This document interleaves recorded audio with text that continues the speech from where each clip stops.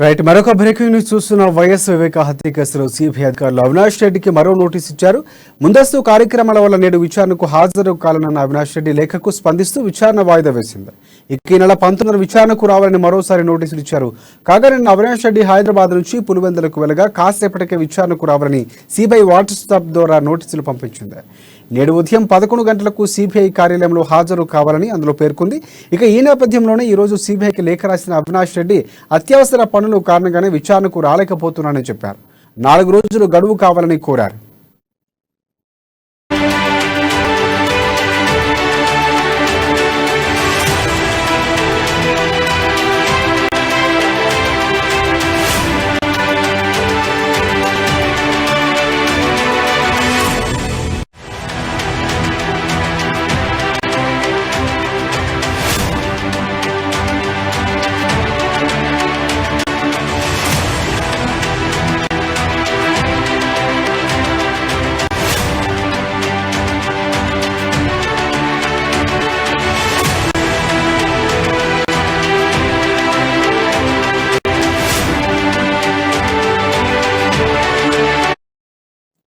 YS వివేక హత్య కేసులో CBI అధికారులు అవినాష్ రెడ్డికి మరోసారి నోటీసులు ఇచ్చారు.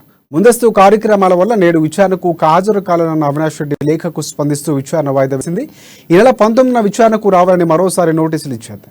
కాగా నిన్న అవినాష్ రెడ్డి హైదరాబాద్ నుంచి పులివెందులకు వెళ్లగానే కాసేపటికే విచారణకు రావాలని సిబిఐ వాట్సాప్ ద్వారా నోటీసులు పంపించింది. నేడు ఉదయం 11 గంటలకు సిబిఐ కార్యాలయంలో హాజరు కావాలని అందులో పేర్కొంది. ఈ నేపథ్యంలో ఈ రోజు సిబిఐకి లేఖ రాసిన అవినాష్ రెడ్డి అత్యవసర పనుల కారణంగానే విచారణకు రాలేకపోతున్నట్లు చెప్పారు. 4 రోజులు గడువు కావాలని కోరారు. ఇక దీనిపై మరిన్ని అప్డేట్స్ అందించడానికి మా ప్రతినిధి ప్రవీణ్ మనకి అందుబాటులో ఉన్నారు. ప్రవీణ్, చెప్పండి. Right, thank you Rajasekhar. మాజీ మంత్రి వైఎస్ వివేకానందరెడ్డి హత్య కేసులో రోజుకో మలుపు తిరుగుతూ ట్విస్టుల మీద ట్విస్టులతో కొనసాగుతున్నాయని చెప్పాలి. హత్య కేసులో ఆరోపణలు ఎదుర్కొన్న కడప ఎంపీ వైఎస్ అవినాష్ రెడ్డికి తాజాగా అయితే సిబిఐ మరోసారి నోటీసులు అయితే జారీ చేసింది. వాస్తవానికి ఈ రోజు అయితే హాజరు కావాల్సి ఉంది. అయితే ఒక షార్ట్ నోటీస్ కారణంగా హాజరు కాలేకపోతున్నాను అని చెప్పేసి సిబిఐకు ఒక లేఖ రాశారు. అయితే ఈ షార్ట్ నోటీస్ సంబంధించి సిబిఐ అయితే ఒక లేఖగా అయితే స్పందించారు. సో మీరు ఆ విచారణ మరింత సమయం ఇవ్వాలంటూ అవినాష్ అయితే కోరారు. అయితే ఈ లేఖకు సానుకూలంగా స్పందించిన సిబిఐ ఈ నెల 19న మరోసారి తప్పగా హాజరవ్వాలంటూ కూడా మరోసారి నోటీసులు జారీ చేశారు. అయితే ఈ 19వ తారీఖు అయినా సరే అవినాష్ హాజరవుతారా లేదా అనేది సర్వత్రా ఉత్కంఠ నెలకొంది. అయితే మనకు ఇప్పటికే తెలుసు, అంటే ఈ జూన్ 30 లోపు ఎట్టి పరిస్థితుల్లో కూడా ఈ యొక్క అవినాష్ ఏదైతే ఉంది యొక్క కేసు వివేకానంద కేసు అయితే ఎట్టి పరిస్థితుల్లో పూర్తి చేయాలంటూ కూడా ఒక సుప్రీంకోర్టు ఆదేశాల నేపథ్యంలో సుప్రీంకోర్టు ఇచ్చిన నేపథ్యంలో ఈ సిబిఐ మాత్రం విచారణ అయితే ముమ్మరం చేశారు. ఈ నేపథ్యంలోనే ఎన్నిసార్లు ఇప్పటికీ పలుసార్లు అయితే అవినాష్ రెడ్డిని అయితే విచారణ అయితే హాజరయ్యారు. దానికి సంబంధించిన స్టేట్మెంట్లు కూడా తీసుకున్నారు. అయితే ఇప్పటికే సిబిఐ కూడా ఒక వక్రీకరంగా ఒక దర్యాప్తు అనేది చేపడుతున్నట్టు కూడా పలుసార్లు అయితే అవినాష్ రెడ్డి అయితే పేర్కొన్నారు. దానికి సంబంధించి కౌంటర్ అయితే దాఖలు చేసిన పరిస్థితులు మనం చూసాం. అయితే ప్రతిసారి కూడా ఈ యొక్క కేసు ప్రతిసారి కూడా సిబిఐ విచారణ పిలవడం ఏదో ఒక నెపంతో కావచ్చు, అరెస్ట్ అవుతున్న భయంతో కావచ్చు. మొన్న అయితే ముందస్తు బెయిల్కి అయితే వెళ్ళారు, అది అందరికీ తెలిసిన విషయం. వెళ్తే మధ్యంతర ఉత్తర్వులు వచ్చినాయి. తర్వాత సుప్రీంకోర్టు కౌంటర్ దాఖలైదు సునీత గారు చేశారు. అక్కడ ఏదైతే హైకోర్టు ఇచ్చింది ఈ యొక్క ఉత్తర్వులు అయితే రద్దు చేసింది. అయితే దాదాపుగా 20 రోజుల తర్వాత మరోసారి అయితే ఈ యొక్క కేసుకు సంబంధించి వివేక కేసు సంబంధించి సిబిఐ అయితే ముందుకైతే ఎందుకంటే ఎట్టి పరిస్థితుల్లో ఈ జూన్ 30 లోపు అయితే దీన్ని ఎట్టి పరిస్థితుల్లో క్లోజ్ చేయాలి అని చెప్పేసి సుప్రీంకోర్టు ఆదేశాల మేరకు చూడాలి. దీనికి సంబంధించి మరి 19వ తారీఖు అవినాష్ హాజరవుతారా లేదా అని చెప్పేసి చూడాలి రాజశేఖర్. రైట్, ప్రధానంగా ప్రవీణ్, అంటే కేసుకు సంబంధించిన ముందు నుంచి కూడా మలుపులు తిరుగుతున్నటువంటి పరిస్థితి, హత్యకు సంబంధించినటువంటి జరిగిన సంఘటనలు కానీ తర్వాత కేసుకు జరుగుతున్నటువంటి పరిస్థితులు, ఏపీ నుంచి తెలంగాణకు బదిలీ అవడం అంతా కూడా నాటకీయ పరిస్థితులు ఏర్పడిన నేపథ్యంలో అవినాష్ రెడ్డి సంబంధించిన హత్య కేసులో నిందితుడిగా ఉన్నటువంటి అవినాష్ రెడ్డి ఎవరైతే ఉన్నారో ఖచ్చితంగా బెయిల్ సంబంధించి ముందస్తుగా పెట్టుకోవడం ఇవన్నీ కూడా జరిగాయి. అయితే ఇప్పుడు కేసుకు సంబంధించి అరెస్ట్ అవుతారన్నటువంటి ఊహాగానాలు కూడా వినిపిస్తున్న సందర్భం కూడా కనిపిస్తుంది. దానిపై ఏమైనా అప్డేట్స్ ఏమైనా ఉన్నాయా?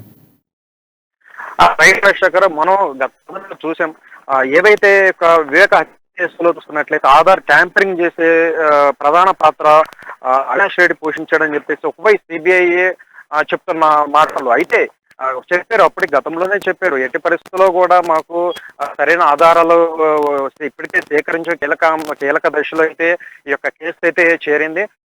మేము అరెస్ట్ చేయాల్సి వస్తే ఎట్టి పరిస్థితుల్లో కూడా మేము అవినాష్ ని అరెస్ట్ చేస్తాం అని చెప్పేసి వాళ్ళు స్పష్టంగా చెప్పారు. సో ఈ నేపథ్యంలోనే అరెస్ట్ అవుతారను భయంతో కూడా అవినాష్ అయితే ఇలాంటి ముందస్తు బెయిల్ కోసం పిటిషన్లు కోరడం కావచ్చు, సో తప్పించుకునే దిశగా వెళ్తున్నారు. కాకపోతే ఈ రోజు మాత్రం ఆ విచారణకి హాజరైంటే మాత్రం గతంలో చెప్పినట్టు కూడా అరెస్ట్ చేసే అవకాశాలు ఉంటే మాత్రం మేము ఎట్టి పరిస్థితుల్లో కూడా అరెస్ట్ చేస్తాం అని చెప్పేసి చెప్పారు. ఈ నేపథ్యంలోనే ఈ యొక్క షార్ట్ నోటీస్ నాకు ఇచ్చారు. నాకు ఆల్రెడీ ఇప్పటికే పార్టీకి సంబంధించిన కార్యక్రమాలు ఉన్నాయి, హాజరు కాలేను, 4 రోజుల తర్వాత హాజరవుతాను అని చెప్పేసి సిబిఐ కోరంతో సానుకూలంగా ప్రస్తుతంగా స్పందించారు. అయితే దీనికి పూర్తిగా మనం చూసుకున్నట్లయితే ఎవరైతే ఉన్నారో ఇప్పుడు అప్రూవమైన దస్తగిరి స్టేట్మెంట్ కూడా తీసుకున్న నేపథ్యంలో ఎవరైతే కీలక పాత్ర పోషించారో ఈ ఆధారాలను ట్యాంపరింగ్ చేసే ఒక గంగిరెడ్డి కావచ్చు, అలాగే అవినాష్ రెడ్డి ప్రధాన అనుచరులైన ఉదయ్ కుమార్ రెడ్డి ఇతను కూడా ప్రధానంగా ఒక ఆధారాలు ట్యాంపరింగ్ చేసే విషయంలో వీళ్ళ కీలక పాత్ర పోషించారంటే కూడా ఒకవైపు సిబిఐ ప్రధానంగా ఆరోపిస్తున్న మాటలు. అయితే ఇవన్నీ కూడా కీలక శాస్త్రపరంగా ఒక ఆధారాలు అయితే ఇప్పటికే సేకరించిన ఇంకా కీలక అంశాలు ఇంకా ఉన్నాయి.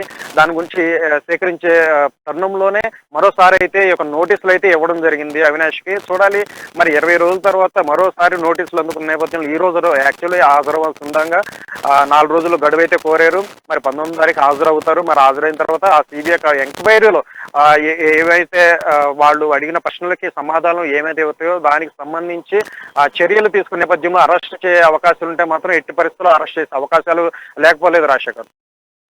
Thank you, thanks for updates Praveen.